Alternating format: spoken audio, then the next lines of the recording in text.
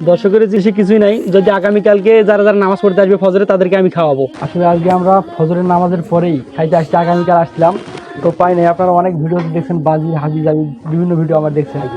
তো আজকে আমি ভিডিওটা করতেছি যারা আজকে ফজরের নামাজ পড়ছে আমাদের এলাকার, যদি 10 জন থাকতো 10 জনকে আমি খাওয়াইতাম।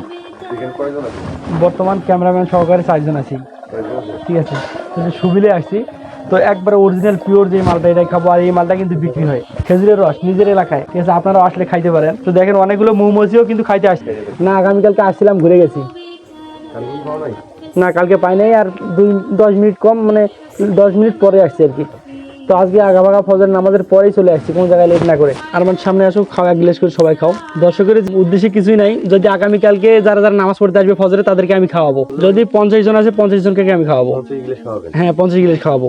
50 গিলাস যদি হবে তো অবশ্যই নাকি, হ্যাঁ 50 গিলাস হবে। যারা ফজর নামাজ কালকে পড়তে আসবে আগামীকাল তাদেরকে আমি আবার খাওয়াবো।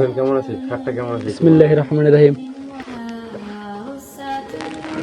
অমৃত খাচ্ছি, অমৃত পিওর, মানে মধু খাচ্ছি, সরাসরি মধু।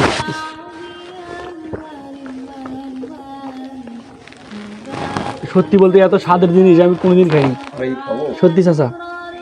আমি এত সুন্দর স্বাদালা খাবার কোনোদিন খাইনি। ও ঘরের বাজারের মতো।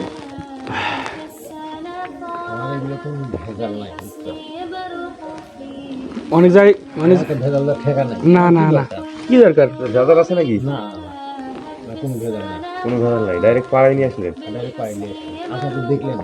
দেখলাম আসিলাম। এখানে কেউ খাইতে আসে না, আমরা আসি শুধু। আসে খাতে, অনেকে খাতে।